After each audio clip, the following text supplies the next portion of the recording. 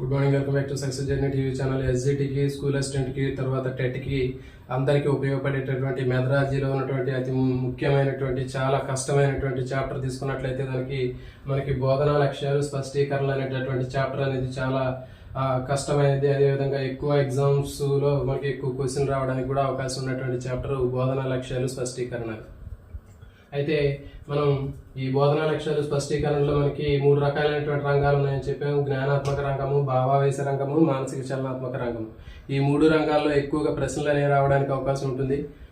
Okay, ఒక్కొక్క రంగంలో ఉన్నటువంటి లక్ష్యాలు అనేటటువంటి ఎట్లా ఉంటాయి అని మనం ఇక్కడ డిస్కస్ చేస్తున్నాం. ఓకే, మరి ముందుగా జ్ఞానాత్మక రంగం తీసుకున్నట్లయితే జ్ఞానాత్మక రంగంలో లక్ష్యము జ్ఞానము, వినియోగము, ఓకే, తర్వాత అవగాహన, సంశ్లేషణ, విశ్లేషణ, మూల్యాంకనం. ఈ విధంగా మనకి knowledge, understanding, application, analysis, synthesis, ఈ విధంగా మనకి జ్ఞానాత్మక రంగంలో ఉన్నటువంటి లక్ష్యాలు. ఓకే, అయితే మనం గతంలో నిన్న జరిగినటువంటి క్లాస్లో మనకి ఈ జ్ఞానాత్మక రంగంలో ఉన్నటువంటి లక్ష్యాలు తీసుకున్నట్లయితే జ్ఞానాన్ని గురించి నేర్చుకోవటం జరిగింది. జ్ఞానం అనేటటువంటి లక్ష్యాన్ని గురించి నేర్చుకున్నాం. నెక్స్ట్ అవగాహన అనేటటువంటి లక్ష్యాన్ని నేర్చుకున్నాం. దాంట్లో ఉన్నటువంటి స్పష్టీకరణల గురించి నేర్చుకున్నాం. ఓకే, నెక్స్ట్ ఈరోజు జ్ఞానాత్మక రంగంలో 3వ లక్ష్యమైనటువంటి వినియోగము లేదా అన్వయము. ఇది చాలా చాలా ఇంపార్టెంట్.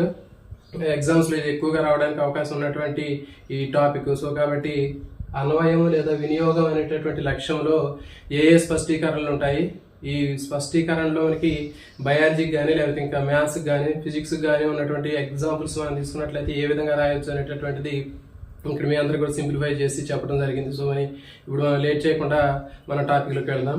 అదేవిధంగా మరి మిత్రులందరూ కూడా కొత్తగా చూసేటటువంటి మిత్రులందరూ ఛానల్ని సబ్స్క్రైబ్ చేయండి. అదేవిధంగా వీడియో లైక్ చేయండి, షేర్ చేయండి.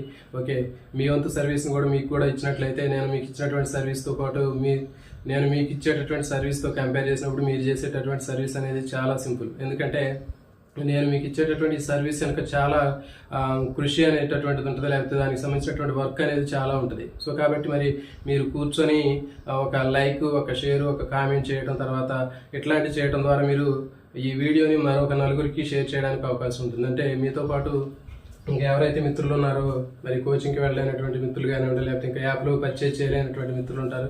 సో వాళ్ళందరికీ ఉపయోగపడే విధంగా మీరు కూడా సర్వీస్ ఇచ్చినట్లయితే మీరు కూడా భవిష్యత్తులో మీకు కూడా ఒక మంచి జరుగుతుంది అనేటటువంటి ఉద్దేశంతో మీరు కూడా ఖచ్చితంగా వీడియోని 4గురికి షేర్ చేయడానికి ప్రయత్నం చేయండి. చూడండి, మరి జ్ఞానాత్మక రంగం. ఇప్పుడు మనకి జ్ఞానాత్మక రంగంలో నిన్న మనం జ్ఞానం గురించి నేర్చుకున్నాం, తర్వాత అవగాహన గురించి నేర్చుకున్నాం, తర్వాత 3వది వినియోగం. దీన్నే అన్వయం అని కూడా అంటారు. అయితే ఈ జ్ఞానాత్మక రంగంలో జ్ఞానం అనేది చాలా సాధారణమైంది. ఓకే, సింపుల్గా ఉండేటటువంటి మొట్టమొదటి స్టెప్ జ్ఞానం. ఓకే, ఆ జ్ఞానం కంటే కొంచెం ఒక మెట్టు ఎక్కువగా ఉన్నటువంటిది అవగాహన. ఓకే, మరి ఈ అవగాహన తర్వాత ఇంకా బాగా కష్టమైనటువంటిది ఏంటంటే వినియోగము లేదా అన్వయము. ఓకే, ఈ 3వది అనేటువంటి వినియోగం లేదా అన్వయం అనేటటువంటిది మిగిలినటువంటి జ్ఞానాత్మక రంగంలో ఉన్నటువంటి మిగిలినటువంటి 2 లక్ష్యాల కంటే ఇది బాగా ఎక్కువ క్లిష్టమైనటువంటిది. ఓకే, మరి ఈ వినియోగం అనేటటువంటి ఈ లక్ష్యాన్ని విద్యా వ్యవస్థలో చాలా తక్కువగా ఉపయోగించడం జరుగుతుంది. ఓకే, మరి ఒక విద్యార్థి బోధనాభ్యాసం సామర్థ్యాన్ని ఎంతవరకు అర్థం చేసుకున్నాడు అని తెలుసుకోవాలంటే ఖచ్చితంగా మనకి వినియోగము లేదా అన్వయం అనేది చాలా అవసరం. సో కాబట్టి ఇప్పుడు మనకి వినియోగం అంటే ఏంటో చూద్దాం. ఓకే, జ్ఞానాత్మక రంగంలో ఉన్నటువంటి 3వది అయినటువంటి జ్ఞానము, అవగాహన, దాని తర్వాత 3వది వినియోగం. ఓకే, ఈ వినియోగం అనేటటువంటి దాని నిర్వచనం ఎట్లా ఉంటుంది, దానిలో ఉన్నటువంటి స్పష్టీకరణలు ఎట్లా ఉన్నాయి, ఒక్కొక్క స్పష్టీకరణకి మనకి అందుబాటులో ఉన్నటువంటి ఎగ్జాంపుల్స్ ఏ విధంగా ఉన్నాయి, క్వశ్చన్ ఎట్లా వస్తుంది అనేది చూద్దాం.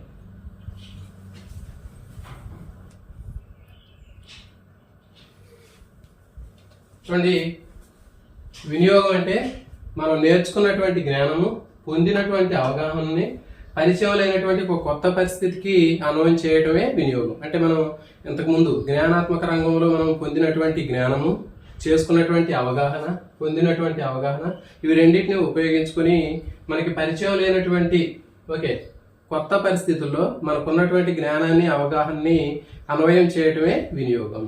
ఓకే, సో కాబట్టి మనకి జ్ఞానాత్మక రంగంలో మనం నేర్చుకున్నటువంటి జ్ఞానము, పొందినటువంటి అవగాహన, ఇవి రెండింటిని అర్థం చేసుకుని వీటిని పరిచయం లేనటువంటి ఒక కొత్త సందర్భంలో మనం వాటిని ఉపయోగిస్తాం. సో ఆ విధంగా కొత్త పరిస్థితికి అన్వయించడమే వినియోగము లేదా అన్వయం అని చెప్పడం జరుగుతుంది.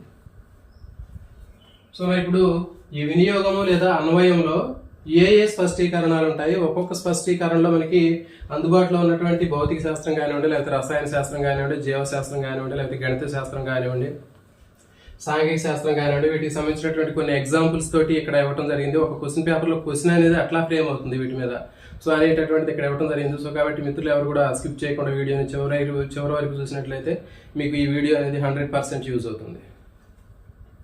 చూడండి, జ్ఞానాన్ని నేరుగా ఉపయోగించడం అంటే ఈ స్పష్టీకరణ తీసుకున్నట్లయితే ఒక ఉపాధ్యాయుడు విద్యార్థికి చెప్పినటువంటి పాఠాన్ని విద్యార్థి జ్ఞాన రూపంలో పొంది అవగాహన చేసుకుని ఆ నేర్చుకున్నటువంటి విషయాన్ని ఇంతకుముందు తెలియనటువంటి నేర్చుకున్నటువంటి ఆ జ్ఞానము లేదా జ్ఞానము లేదా అవగాహన ఏదైతే ఉందో అది ఒక కొత్త పరిస్థితులకి అప్లై చేసుకుని నిజ జీవితంలో అతను ఉపయోగించడం జరుగుతుంది. సో దాన్ని ఏమంటారంటే జ్ఞానాన్ని నేరుగా ఉపయోగించడం. అంతకుముందు తెలియనటువంటి జ్ఞానాన్ని కానీ అంతకుముందు లేనటువంటి అవగాహన కానీ ఒక విద్యార్థి పొంది పాఠం ద్వారా నేర్చుకుని తన నిజ జీవితంలో ఉపయోగించుకుంటారు దాన్ని. ఓకే, సో ఈ విధంగా నేరుగా పొందినటువంటి జ్ఞానాన్ని నిజ జీవితంలో ఉపయోగించుకోవడాన్ని జ్ఞానాన్ని నేరుగా వినియోగించడం అని చెప్తారు. ఓకే, సో దీనికి ఎగ్జాంపుల్ తీసుకున్నట్లయితే ఒక ఉపాధ్యాయుడు విద్యార్థికి చూడండి, క్వశ్చన్లు ఈ విధంగానే ఫ్రేమ్ అవుతాయి. డైరెక్ట్ గా ఒక స్టేట్మెంట్ ఇచ్చి ఇది ఏ స్పష్టీకరణ అని అడుగుతాడు, లేకపోతే ఈ స్పష్టీకరణ ఏ లక్ష్యానికి చెందింది అని అడుగుతాడు, లేకపోతే ఈ స్టేట్మెంట్ లో ఉన్నటువంటి స్పష్టీకరణ అడుగుతాడు, లేకపోతే స్పష్టీకరణ దాని తర్వాత లక్ష్యము తర్వాత రంగము మూడింటిని కూడా అడుగుతాడు. ఓకే, సో కాబట్టి మిత్రులందరూ కూడా ఇవి చాలా కాంప్లికేటెడ్ గా ఉంటాయి. సో నేర్చుకుంటే వీటంత ఈజీ ఎక్కడ ఉండవు. సో కాబట్టి ఒక్కొక్క దాన్ని నేను ఎగ్జాంపుల్ తీసుకొని చెప్తున్నాను, మీరు జాగ్రత్తగా వినండి. ఓకే, జ్ఞానాన్ని నేరుగా ఉపయోగించడం అని చెప్తున్నాను. అంటే అంతకుముందు తెలియనటువంటి ఒక విద్యార్థికి ఒక ఉపాధ్యాయుడు చెప్పినటువంటి పాఠం నేర్చుకోవడం ద్వారా తను ఆ ఉపాధ్యాయుడు చెప్పినటువంటి ఆ విషయాన్ని నిజ జీవితంలో ఆ జ్ఞానాన్ని ఉపయోగించుకుంటున్నాడు. దాన్ని ఏమంటారంటే జ్ఞానాన్ని నేరుగా ఉపయోగించడం అంటారు. ఓకే, సో మరి ఎగ్జాంపుల్ తీసుకుందాం. ఒక ఉపాధ్యాయుడు విద్యార్థికి జీర్ణ వ్యవస్థ పాఠం చెబుతూ నోట్లో ఉన్నటువంటి దంతాల గురించి చెబుతున్నాడు. ఓకే, నోట్లో ఉన్నటువంటి దంతాలు కూడా జీర్ణ వ్యవస్థలో ఒక భాగమే కాబట్టి ఆ నోట్లో ఉన్నటువంటి దంతాలు వాటి యొక్క సంఖ్యను గురించి చెప్తూ బాగా వేడిగా ఉన్నటువంటి పదార్థాలని లేకపోతే బాగా చల్లగా ఉన్నటువంటి పదార్థాలని మనం తీసుకోవడం వల్ల నోటిలో ఉన్నటువంటి దంతాల మీద ఉన్నటువంటి ఎనామిల్ అనేటటువంటి పొర కరిగిపోతుంది అని చెప్పాడు. ఓకే, బాగా వేడిగా ఉన్నటువంటి పదార్థాలు కానివ్వండి లేకపోతే బాగా చల్లగా ఉన్నటువంటి పదార్థాలు ఎక్కువగా తీసుకుంటే మనకి దంతాల మీద ఉన్నటువంటి ఎనామిల్ అనేటటువంటి పొర అరిగిపోతుంది అని ఉపాధ్యాయుడు చెప్పాడు. ఓకే, మరి అంతవరకు ఆ విద్యార్థికి ఆ విషయం తెలియదు. ఓకే, మరి ఆ ఉపాధ్యాయుడు చెప్పినటువంటి జ్ఞానాన్ని పొందినటువంటి అవగాహనని తన నిజ జీవితంలో ఉపయోగించుకుని భవిష్యత్తులో ఎప్పుడు కూడా అతను ఆ వేడిగా ఉన్నటువంటి పదార్థాలు కానీ అంటే వేడిగా ఉన్నటువంటివి కానీ బాగా చల్లగా ఉన్నటువంటి కూల్ డ్రింక్లు ఐస్ క్రీమ్ లాంటివి కానీ తినడానికి ఇష్టపడలేదు. సో కాబట్టి ఉపాధ్యాయుడు చెప్పినటువంటి ఆ జ్ఞానాన్ని పొందినటువంటి అవగాహనని అతను నిజ జీవితంలో ఉపయోగించుకుని భవిష్యత్తులో ఎప్పుడు కూడా వాటికి దూరంగా ఉంటున్నాడు. ఓకే, సో ఈ విధంగా మనకి ఉపాధ్యాయుడు చెప్పినటువంటి విషయాన్ని నేర్చుకున్నటువంటి అవగాహనని విద్యార్థి నిజ జీవితంలో ఉపయోగించాడు. ఓకే, సో దీన్ని ఏమంటారంటే జ్ఞానాన్ని నేరుగా ఉపయోగించడం అంటారు. ఓకే, ఈ విధంగా ఉపయోగించాడు. మరి ఈ వాక్యము ఏ స్పష్టీకరణకు చెందింది? ఓకే, ఈ వాక్యం ఏ స్పష్టీకరణకు చెందింది అంటే జ్ఞానాన్ని నేరుగా ఉపయోగించడం. మరి ఈ వాక్యము ఏ లక్ష్యానికి చెందింది అంటే వినియోగం అనేటటువంటి లక్ష్యానికి చెందింది. ఏ రంగానికి చెందింది అంటే జ్ఞానాత్మక రంగానికి చెందింది. ఓకే, సో ఇది ఇంకొక ఎగ్జాంపుల్ తీసుకుందాం. ఒక ఉపాధ్యాయుడు విద్యార్థికి జీర్ణ వ్యవస్థ పాఠం చెబుతూ జంక్ ఫుడ్స్ తర్వాత బ్యాలెన్స్డ్ ఫుడ్స్ గురించి చెప్తున్నాడు. ఓకే, బ్యాలెన్స్డ్ ఫుడ్స్ మనం ఆహారంగా తీసుకోవాలి, సంతులిత ఆహారం తీసుకోవాలి, కానీ జంక్ ఫుడ్లు ఆహారంగా తీసుకోకూడదని చెప్పాడు. ఓకే, మరి జంక్ ఫుడ్స్ తీసుకోవడం వల్ల ఏమవుతుందంటే జీర్ణ వ్యవస్థ దెబ్బతింటుంది, మనకి అరుగుదల శక్తి తగ్గిపోతుందని ఉపాధ్యాయుడు విద్యార్థికి చెప్పాడు. ఓకే, మరి ఆ విషయం విద్యార్థికి అంతకుముందు తెలియదు. ఓకే, అప్పటి వరకు లేనటువంటి జ్ఞానాన్ని ఒక విద్యార్థి ఉపాధ్యాయుడి ద్వారా పొంది ఆ పొందినటువంటి జ్ఞానాన్ని నిజ జీవితంలో ఉపయోగించి అప్పటి నుంచి ఆ విద్యార్థి జంక్ ఫుడ్లకు దూరంగా ఉన్నాడు. ఓకే, సో ఆ జంక్ ఫుడ్లు తినకూడదని నిజ జీవితంలో ఇవి తినకూడదు, వీటి వల్ల నష్టం ఉంటుందని విద్యార్థి అనుకున్నాడు. సో కాబట్టి ఆ పొందినటువంటి జ్ఞానాన్ని నేరుగా అతను నిజ జీవితంలో ఉపయోగించాడు. సో అట్లా ఉపయోగించినట్లయితే మరి అది ఏ స్పష్టీకరణ అని అడుగుతారు. ఈ స్టేట్మెంట్ ఇట్లా ఇచ్చి ఈ స్పష్టీకరణ అనేది ఈ వాక్యం అనేది ఏ స్పష్టీకరణ అంటే మనకి జ్ఞానాన్ని నేరుగా ఉపయోగించడం. ఓకే, మరి ఈ వాక్యము ఏ లక్ష్యానికి చెందింది అంటే వినియోగం అనేటటువంటి లక్ష్యానికి చెందింది. తర్వాత ఏ రంగం అంటే జ్ఞానాత్మక రంగం. నెక్స్ట్ రెండవది ఇంకొక స్పష్టీకరణ, సరైనటువంటి పరికరాన్ని తర్వాత ప్రయోగ పద్ధతిని సూచించటం.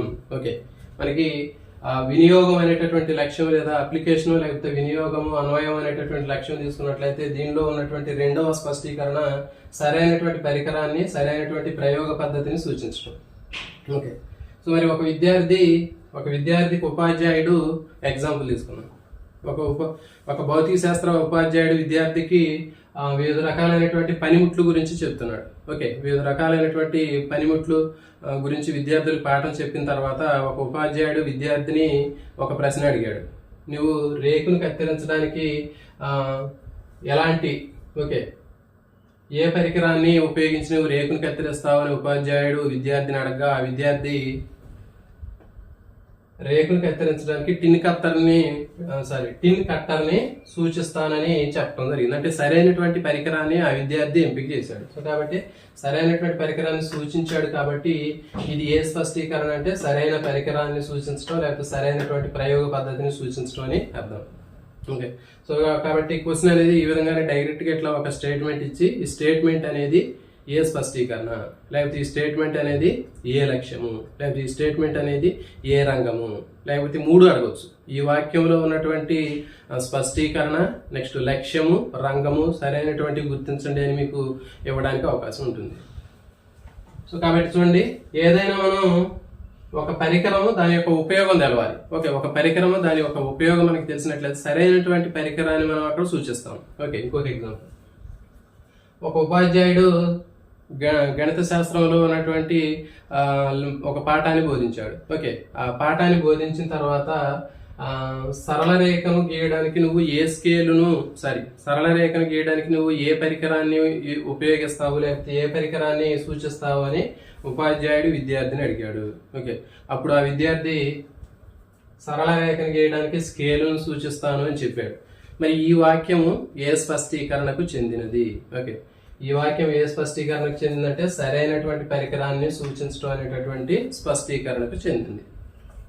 మరి ఇది ఏ లక్ష్యం అంటే వినియోగము. నెక్స్ట్ మరి ఇది ఏ రంగం అంటే జ్ఞానాత్మక రంగము. నెక్స్ట్ ఇంకొక ఎగ్జాంపుల్, ఒక భౌతిక శాస్త్ర ఉపాధ్యాయుడు విద్యార్థులకి బరువులు తర్వాత వాటి కొలతలు అనేటటువంటి పాఠం చెప్పడం జరిగింది. బరువులు తర్వాత తూనికలు కొలతలు అనే పాఠం చెప్పిన తర్వాత ఒక ఉపాధ్యాయుడు విద్యార్థిని ఒక ప్రశ్న అడగడం జరిగింది. మరి అడిగినటువంటి ప్రశ్న అనేది బరువును కొలవడానికి నువ్వు ఏ పరికరాన్ని సూచిస్తావు అని ఉపాధ్యాయుడు విద్యార్థిని అడిగాడు. అప్పుడు ఆ విద్యార్థి ఏం చెప్పాడంటే బరువును తూయడానికి తూనికరాళ్లను ఉపయోగిస్తాను అని విద్యార్థి చెప్పాడు. మరి ఈ వాక్యము ఏ స్పష్టీకరణకు చెందినది? సరైనటువంటి పరికరాన్ని సూచించటం. మరి ఇది ఏ లక్ష్యము అంటే వినియోగము లేదా అన్వయము. ఇది ఏ రంగము అంటే జ్ఞానాత్మక రంగం. నెక్స్ట్ ఇంకోటి, ఒక భౌతిక శాస్త్ర ఉపాధ్యాయుడు ఆమ్లాలు క్షారాలు పాఠం విద్యార్థికి బోధించిన తర్వాత ఆ ఉపాధ్యాయుడు ఏమడిగాడంటే ఆమ్లాలని నువ్వు ఏ పద్ధతి ద్వారా గుర్తిస్తావు అని ఉపాధ్యాయుడు విద్యార్థిని అడగగా 4 ఆప్షన్స్ ఉన్నాయి అక్కడ.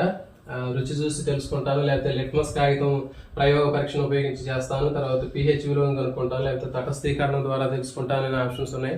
అప్పుడు ఆ విద్యార్థి లిట్మస్ కాగిత పరీక్షను ఉపయోగించి అతను ఆమ్లాలను గుర్తిస్తానని ఆ విద్యార్థి చెప్పాడు. సో కాబట్టి ఇక్కడ ఇవ్వబడినటువంటి వాక్యము ఏ స్పష్టీకరణకు చెందింది అంటే సరైనటువంటి ప్రయోగ పద్ధతిని సూచించడం. ఇది ఓకే, ఇక్కడ ప్రయోగం ద్వారా చెప్పాడు కాబట్టి ఇది సరైనటువంటి ప్రయోగాన్ని సూచించడం అనేటటువంటి స్పష్టీకరణ కిందకు వస్తుంది.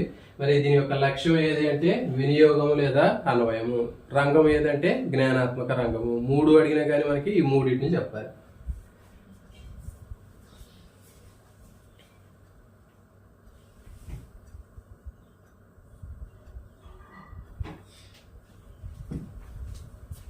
నెక్స్ట్ లక్ష్యమైనటువంటి వినియోగం అనేటటువంటి లక్ష్యంలో మనకి 3వ స్పష్టీకరణ కారణాలు తెలుపుట. ఓకే, కారణాలు తెలుపడం అంటే ఫర్ ఎగ్జాంపుల్ విద్యార్థి భౌతిక జీవ సాంఘిక రసాయన గణిత శాస్త్ర దృగ్విషయాలకి అతను కారణాలు చెప్తాడు. ఓకే, భౌతిక శాస్త్రంలో కానీ జీవశాస్త్రంలో కానీ సాంఘిక శాస్త్రంలో కానీ లేదా రసాయన శాస్త్రంలో కానీ ఒక ఫినామినాకు సంబంధించినటువంటి కారణం చెప్తాడు విద్యార్థి. ఓకే, సో ఫర్ ఎగ్జాంపుల్ దీన్ని చూద్దాం ఎగ్జాంపుల్స్. ఓకే, కారణాలు తెలుపుట అనేటటువంటి ఈ స్పష్టీకరణ మీద ప్రశ్న ఏ విధంగా అడుగుతాడు అనేది తీసుకున్నట్లయితే, ఒక భౌతిక శాస్త్ర ఉపాధ్యాయుడు విద్యార్థికి ధ్వని పాఠాన్ని గురించి చెప్పిన తర్వాత ఉపాధ్యాయుడు విద్యార్థిని ఒక ప్రశ్న అడగటం జరిగింది. ఏమని అడిగాడంటే, తడిగాలిలో ధ్వని వేగం ఎందుకు ఎక్కువగా ఉంటుంది అని ఉపాధ్యాయుడు విద్యార్థిని కారణం అడగా ఆ విద్యార్థి కారణానికి ఏం సమాధానం చెప్పాడు? తడిగాలిలో అణువులు దగ్గరగా ఉండడం వల్ల తడిగాలిలో ధ్వని వేగం ఎక్కువగా ఉంటుంది అని విద్యార్థి సమాధానం ఇచ్చాడు. మరి ఈ వాక్యము ఏ స్పష్టీకరణానికి చెందినది? ఓకే, అంటే కారణాలు తెలుపుట అనేటటువంటి స్పష్టీకరణకు చెందింది. ఇది ఏ లక్ష్యానికి చెందింది అంటే వినియోగం లేదా అన్వయం అనేటటువంటి లక్ష్యానికి చెందింది. ఏ రంగానికి చెందిందంటే జ్ఞానాత్మక రంగానికి చెందింది. ఓకే, నెక్స్ట్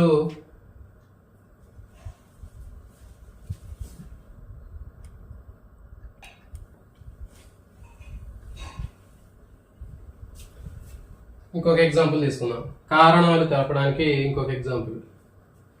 ఒక ఉపాధ్యాయుడు, జీవశాస్త్ర ఉపాధ్యాయుడు విద్యార్థులకి శ్వాసక్రియ పాఠం చెప్పిన తర్వాత మొక్కలు రాత్రిపూట కార్బన్ డైఆక్సైడ్ ఎక్కువగా విడుదల చేస్తాయి. రాత్రిపూట కిరణజన్య సంయోగక్రియ జరగదు, పగటి సమయంలో ఎక్కువ జరుగుతుంది. రాత్రిపూట శ్వాసక్రియ ఎక్కువ జరుగుతుంది కాబట్టి కార్బన్ డైఆక్సైడ్ విడుదల అవుతుంది. మరి చెట్టు కింద పడుకోకూడదని ఉపాధ్యాయుడు విద్యార్థికి చెప్పాడు. ఓకే, మరి చెప్పిన తర్వాత ఒక ఉపాధ్యాయుడు విద్యార్థిని రాత్రిపూట చెట్టు కింద పడుకోవద్దని, దానికి కారణం ఏమిటి అని ఉపాధ్యాయుడు విద్యార్థిని ప్రశ్నించగా విద్యార్థి సమాధానం చెప్పాడు. మరి ఈ ఇవ్వబడినటువంటి వాక్యము ఏ స్పష్టీకరణానికి చెందింది అంటే కారణాలు తెలుపుట అనేటటువంటి స్పష్టీకరణ. మరి ఇది ఏ లక్ష్యం అంటే వినియోగము, ఏ రంగము అంటే జ్ఞానాత్మక రంగము. నెక్స్ట్ ఇంకొకటి, ఒక జీవశాస్త్ర ఉపాధ్యాయుడు విద్యార్థికి విత్తనాలు మొలకెత్తుట అనేటటువంటి పాఠాన్ని బోధించిన తర్వాత మరి ఏ నెలలో విత్తనాలు ఎట్లా మొలకెత్తుతాయి, ఎంత లోతులో పెడితే విత్తనం మొలకెత్తుతుంది, ఓకే, తర్వాత విత్తనం మొలకెత్తడానికి కావాల్సినటువంటి కారకాలు ఏంటి అని ఉపాధ్యాయుడు విద్యార్థికి చెప్పడం జరిగింది. చెప్పిన తర్వాత ఉపాధ్యాయుడు విద్యార్థిని విత్తనాలు లోతుగా నాటినటువంటి విత్తనం ఎందుకు మొలకెత్తదు అని కారణాన్ని ఉపాధ్యాయుడు విద్యార్థికి అడగగా ఆ విద్యార్థి సమాధానం చెప్పాడు. ఈ వాక్యము ఏ స్పష్టీకరణకు చెందినది అని ప్రశ్న ఉంటుంది. ఓకే, లోతులో నాటినటువంటి విత్తనం ఎందుకు మొలకెత్తడం లేదు, కారణం చెప్పమని ఉపాధ్యాయుడు విద్యార్థిని అడగగా సమాధానం చెప్పాడు. మరి ఈ ప్రశ్న అనేది ఏ స్పష్టీకరణకు చెందినది? ఇవ్వబడినటువంటి వాక్యం ఏ స్పష్టీకరణకు చెందింది, లేకపోతే ఏ స్పష్టీకరణ తర్వాత లక్ష్యము రంగాన్ని వరుసగా గుర్తించండి అని అడుగుతాడు. సో కాబట్టి స్పష్టీకరణ ఏంటి అంటే మనకి కారణం తెలుపుట, నెక్స్ట్ లక్ష్యం తీసుకున్నట్లయితే వినియోగము, తర్వాత రంగం తీసుకున్నట్లయితే జ్ఞానాత్మక రంగం. సో కాబట్టి ఈ మూడు కూడా మీరు ప్రతిదానికి కూడా మూడు గుర్తు పెట్టుకున్నట్లయితే మనకి చాలా ఈజీగా ఉంటుంది.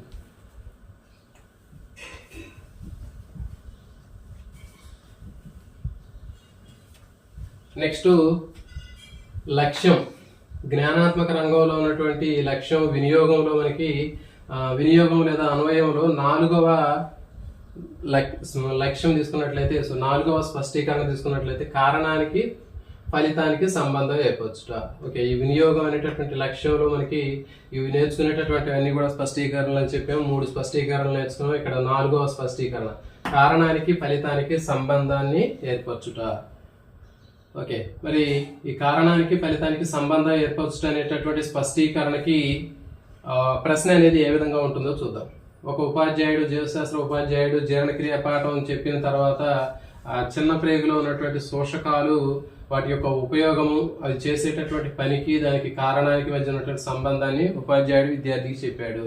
ఓకే, అంటే శోషకాలు అనే చిన్న ప్రేగులో ఉండి జీర్ణమైన ఆహారాన్ని శోషిస్తాయి. మరి అవి లేకపోతే దానికి ఉండడానికి కారణం ఏంటి అనేటటువంటి విషయాన్ని కూడా చెప్పాడు. అప్పుడు విద్యార్థికి ఉపాధ్యాయుడు అడిగినటువంటి ప్రశ్న, ఎలాంటి ప్రశ్న అడిగాడు అంటే చిన్న ప్రేగులో ఉన్నటువంటి శోషకాలు చేసేటటువంటి పనికి దాని యొక్క కారణానికి మధ్య ఉన్న సంబంధం అనేది ఏ ప్రశ్న?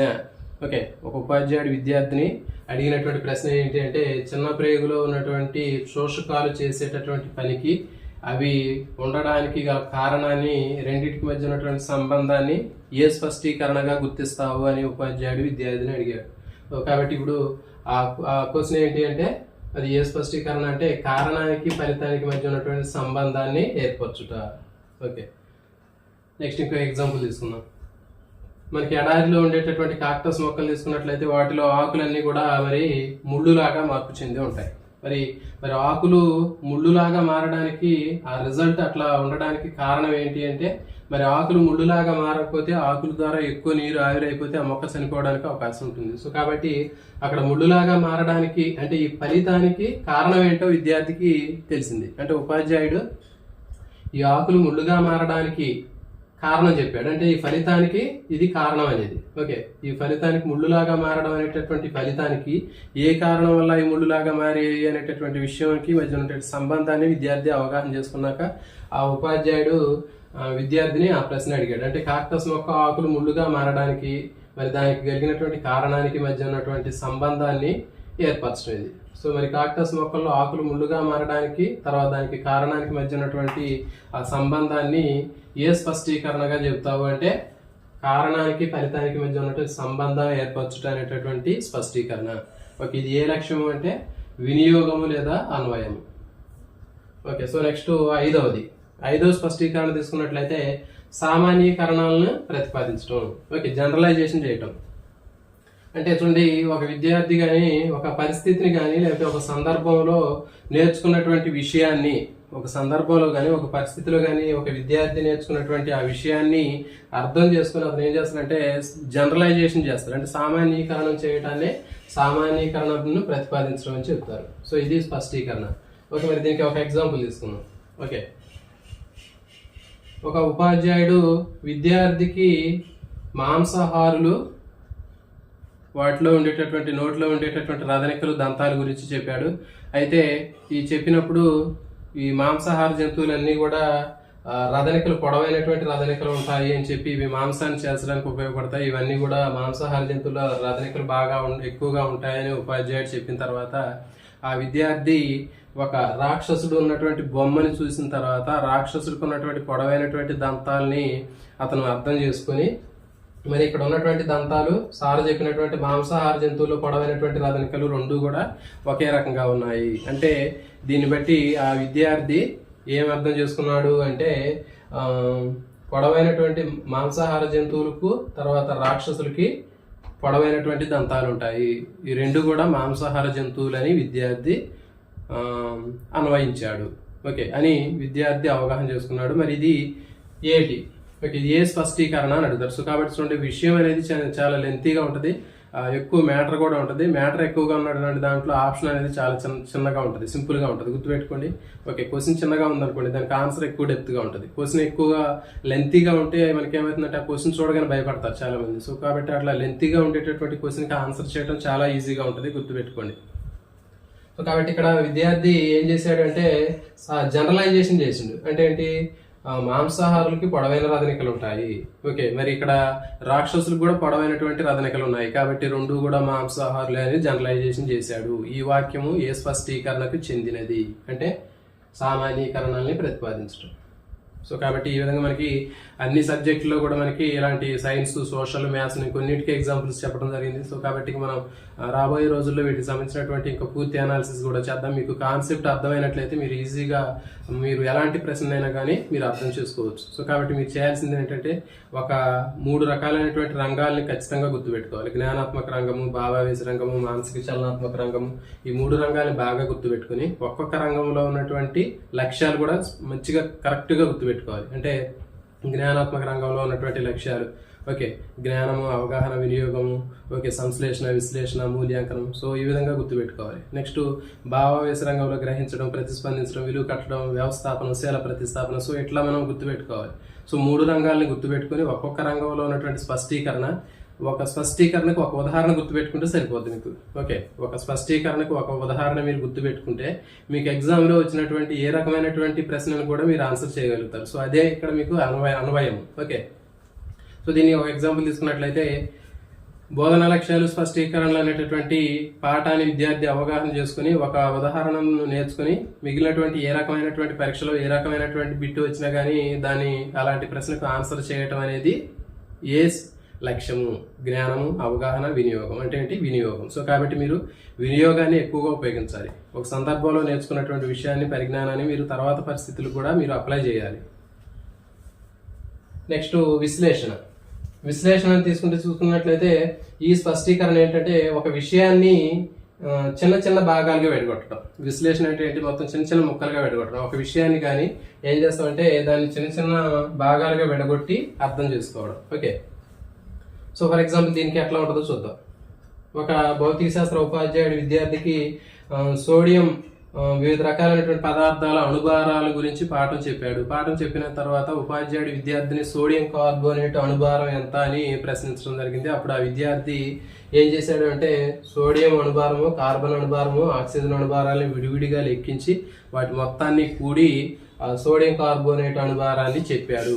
ఈ వాక్యము ఏ స్పష్టీకరణ అని అంటాడు అంటే విశ్లేషణ. అంటే ఏంటి, మొత్తాన్ని విడగొట్టి మొత్తాన్ని కలిపి మళ్ళీ అతను చెప్పాడు. సో కాబట్టి ఈ విధంగా విడగొట్టడాన్ని విశ్లేషణ అని చెప్తారు. నెక్స్ట్ సంశ్లేషణ. సంశ్లేషణ తీసుకున్నట్లయితే దానికి విశ్లేషణకి ఆపోజిట్. అంటే చూడండి, విడి భాగాలను కలిపి ఒక వస్తువుని కానీ ఒక విషయాన్ని కానీ తయారు చేయడమే సంశ్లేషణ. ఓకే, సో ఫర్ ఎగ్జాంపుల్ మనకి ఒక ఉపాధ్యాయుడు వివిధ రకాలైనటువంటి రసాయన సమీకరణాల యొక్క సంయోగం గురించి చెప్తున్నాడు. అంటే ఏంటి, రసాయన సమీకరణాల గురించి చెబుతూ సోడియము తర్వాత క్లోరైడ్ రెండింటిని కలిస్తే సోడియం క్లోరైడ్ తయారవుతుంది అనే విషయాన్ని విద్యార్థికి చెప్పాడు. చెప్పిన తర్వాత ఆ ఉపాధ్యాయుడు చెప్పినటువంటి ఆ విషయం అనేటటువంటిది విద్యార్థి ఏ స్పష్టీకరణగా గుర్తించడానికి అవకాశం ఉంటుంది. సోడియం తర్వాత క్లోరైడ్ రెండు కలిపితే సోడియం క్లోరైడ్ తయారవుతుంది అని చెప్పాడు. మరి సోడియం క్లోరైడ్ రెండు కలిపితే సోడియం క్లోరైడ్ తయారవటం అనేది ఏ స్పష్టీకరణ అంటే సంశ్లేషణ. అంటే విడిగా ఉన్నటువంటి రెండు భాగాలు కూడా కలిపాడు. Sodium plus chloride NaCl. So sodium తర్వాత క్లోరైడ్ రెండు కలిపితే సోడియం క్లోరైడ్ తయారవుతుంది అనేటటువంటి విషయాన్ని విద్యార్థికి చెప్పినప్పుడు మరి ఈ వాక్యము ఏ స్పష్టీకరణకు చెందింది, నెక్స్ట్ ఏ లక్ష్యానికి చెందింది, తర్వాత ఏ రంగానికి చెందింది అంటే చూడండి, వరుసగా మనకి సంశ్లేషణ అనేటటువంటి స్పష్టీకరణ, నెక్స్ట్ లక్ష్యం తీసుకున్నట్లయితే అవగాహన, తర్వాత మనకి రంగం తీసుకున్నట్లయితే జ్ఞానాత్మక రంగం. నెక్స్ట్ ఇంకొక ఎగ్జాంపుల్, ఒక ఉపాధ్యాయుడు కార్బన్ డైఆక్సైడ్ నీరు, ఓకే, కార్బన్ డైఆక్సైడ్ నీరు కలిసి కాంతి తర్వాత పత్రహరితం సమక్షంలో గ్లూకోజ్ తయారవుతుంది అని ఒక ఉపాధ్యాయుడు విద్యార్థికి చెప్పడం జరిగింది. మరి ఇక్కడ కార్బన్ డైఆక్సైడ్ నీరు కలవటం వల్ల ఒక చిన్న అణువు నుంచి ఒక పెద్ద అణువు తయారైంది, గ్లూకోజ్ అనే అణువు తయారైంది. మరి ఈ వాక్యం అనేటటువంటిది ఏ స్పష్టీకరణ, ఏ లక్ష్యము, ఏ రంగము అని అడుగుతాడు. సో కాబట్టి ఇక్కడ రెండు చిన్న అణువులు కలిసి ఒక పెద్ద అణువు తయారైంది కాబట్టి ఇక్కడ ఇచ్చినటువంటి వాక్యం అనేది సంశ్లేషణ అనేటటువంటి స్పష్టీకరణ, అవగాహన అనేటటువంటి లక్ష్యము, జ్ఞానాత్మక రంగం. నెక్స్ట్ చివరిది మనకి జ్ఞానాత్మక రంగంలో లక్ష్యం తీసుకున్నట్లయితే అవగాహన అనేటటువంటి లక్ష్యంలో మనకి చివరిగా ఉన్నటువంటి స్పష్టీకరణ ప్రాగుక్తీకరించుట. ఓకే, ప్రాగుక్తీకరించుట అనేటటువంటి ఈ స్పష్టీకరణ గురించి చూద్దాం. ఓకే, ఒక విద్యార్థి తాను నేర్చుకున్నటువంటి పరిశీలించినటువంటి ఆ అంశాలను కానీ సేకరించినటువంటి దత్తాంశాలని పరిశీలించి అవగాహన చేసుకుని భవిష్యత్తులో ఏం జరుగుతుంది అని ముందుగానే ఊహించి చెప్తాడు. ఓకే, సో దాన్ని ఏమంటారంటే ప్రాగుక్తీకరించడం అని చెప్తారు. ఓకే, సో నేర్చుకున్నటువంటి దత్తాంశాలు, తన దగ్గర ఉన్నటువంటి దత్తాంశాలను పరిశీలించి వాటిని విశ్లేషణ చేసి భవిష్యత్తులో ఏం జరుగుతుందో చెప్పడాన్ని ప్రాగుక్తీకరించడం అంటారు. సో ఫర్ ఎగ్జాంపుల్ ఒక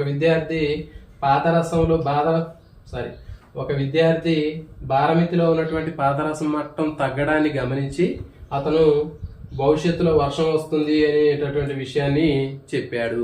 మరి ఈ వాక్యము ఏ స్పష్టీకరణ అంటే ప్రాగుక్తీకరించుట. ఈ వాక్యము ఏ లక్ష్యము, అవగాహన, వినియోగము.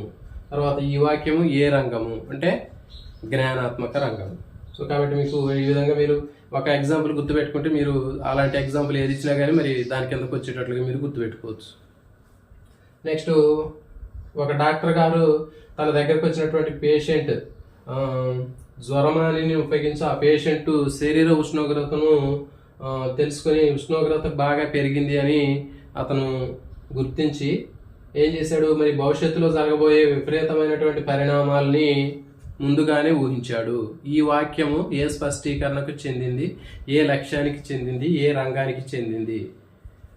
ఓకే, సో కాబట్టి చూడండి, మరి జ్వరాన్ని ఉపయోగించి ఉష్ణోగ్రత పెరుగుదలని అంచనా వేసినటువంటి ఆ డాక్టర్ గారు జరగబోయేటటువంటి విపరీత పరిణామాలని ముందుగా చెప్పడం అనేటటువంటి ఆ స్పష్టీకరణ ప్రాగుక్తీకరించడం అని చెప్తారు. నెక్స్ట్ ఇంకొక ఎగ్జాంపుల్, టీవీలో సునామీ తీవ్రతను గమనించినటువంటి విద్యార్థి రాబోయే రోజుల్లో ఈ ప్రపంచం మొత్తం సునామీతో కొట్టుకుపోతుంది అనేటటువంటి ఈ భవిష్యత్తులో జరిగేటటువంటి విషయాన్ని ముందుగానే చెప్పడం జరిగింది. ఈ వాక్యము ఏ స్పష్టీకరణ అంటే ప్రాగుక్తీకరించుట. ఓకే, మరి ఈ వాక్యం ఏ లక్ష్యానికి చెందింది అంటే అన్వయము లేదా వినియోగం అనేటటువంటి లక్ష్యానికి చెందింది. ఏ రంగానికి చెందింది అంటే జ్ఞానాత్మక రంగానికి చెందింది. ఓకే, సో కాబట్టి మీరు మనకి ఈ విధంగా మనకి బోధనా లక్ష్యాలు స్పష్టీకరణల్లో మనకి జ్ఞానాత్మక రంగము, భావావేశ రంగం, మానసిక చలనాత్మక రంగం, ఈ 3 రకాలైనటువంటి రంగాలు తీసుకున్నట్లయితే ఈ 3 రంగాల్లో మనకి జ్ఞానాత్మక రంగంలో జ్ఞానము, అవగాహన, వినియోగం, జ్ఞానము, అవగాహన, వినియోగం, ఈ 3 చాలా ఇంపార్టెంట్. వీటిని మాత్రం వివరించారు. ఓకే, శాస్త్రవేత్తలు బోధన పద్ధతులకు సంబంధించినటువంటి వాటిలో బెంజమిన్ బ్లూమ్స్ అని చెప్పాము. తర్వాత ఇంకా మిగిలినటువంటి శాస్త్రవేత్తలు కూడా ఈ బోధనా పద్ధతుల్లో ఈ లక్ష్యాలు స్పష్టీకరణలు వర్గీకరించారని చెప్పాము. అయితే ఈ జ్ఞానాత్మక రంగంలో ఉన్నటువంటి వాటిలో వేటిని మనకి ఎక్కువగా డీటెయిల్గా స్పష్టీకరణలు ఉంటాయంటే జ్ఞానాత్మక రంగంలో జ్ఞానము, అవగాహన, వినియోగం, ఈ 3టికే మనకి ఈ లక్ష్యాలు స్పష్టీకరణలు అనేవి ఉంటాయి. చూడండి, మనకి ఇట్లా ఒక్కొక్క దానికి కూడా మనకి స్పష్టీకరణలు చెప్పాము. అంటే ఇప్పుడు జ్ఞాన రంగం తీసుకున్నట్లయితే జ్ఞాన రంగంలో మనకి 2 స్పష్టీకరణలు ఉంటాయని చెప్పాము, గుర్తించడం, జ్ఞప్తికి తెచ్చుకోవడం. ఓకే, నెక్స్ట్ రెండవది జ్ఞానాత్మక రంగంలో 2వ లక్ష్యం అయినటువంటిది ఏంటి అంటే అవగాహన అని చెప్పాము. అవగాహనలో మనం ఒక కోడ్ కూడా చెప్పాము, ఊవి వ్యాధో అవసుపోవా, ఉదాహరణలు చెప్పడం, వివరించడం, దోషాలు చెప్పడం. సో ఇవన్నీ దాదాపు ఒక 10 ఉన్నాయి.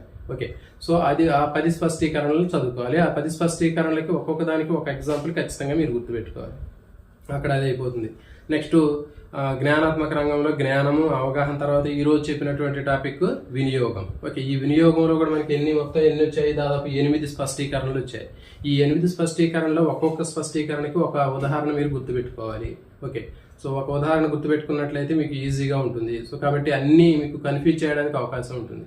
సో ఇది అయిపోయింది. ఇది అయిపోయిన తర్వాత రేపు భావావేశ రంగం, నెక్స్ట్ క్లాస్లో మనం భావావేశ రంగం తీసుకుందాం. దాంట్లో గ్రహించడం, ప్రతిస్పందించడం, విలువ కట్టడం, వ్యవస్థాపన, శీల ప్రతిస్థాపన. సో వాటిలో కూడా స్పష్టీకరణలు అనేవి ఉండవు. సో జనరల్గా ఒక్కొక్క దాని గురించి మాత్రమే ఉంటుంది. ఒక లక్ష్యంలో ఏముంటుంది? ఓకే, జ్ఞానం మనకి ఏమున్నాయి? గ్రహించడం, ప్రతిస్పందించడం, విలువ కట్టడం, వ్యవస్థాపన, శీల ప్రతిస్థాపన అని చెప్పి ఒక్కో దాని గురించి బ్రీఫ్గానే ఉంటుంది.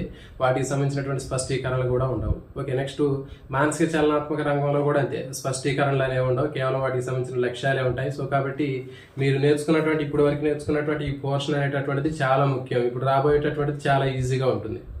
ఓకే, బోధన లక్ష్యాలు స్పష్టీకరణలో మనం జ్ఞానాత్మక రంగంలో ఉన్నటువంటివి చాలా కష్టమైనవి. జ్ఞానము, అవగాహన, వినియోగం, ఈ 3 చాలా కష్టమైనవి.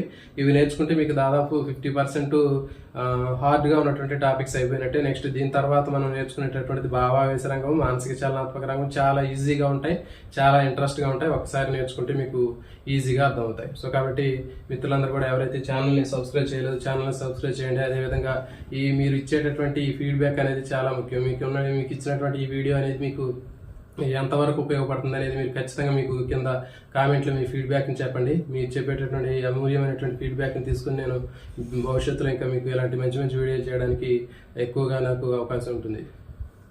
All the best. జై హింద్.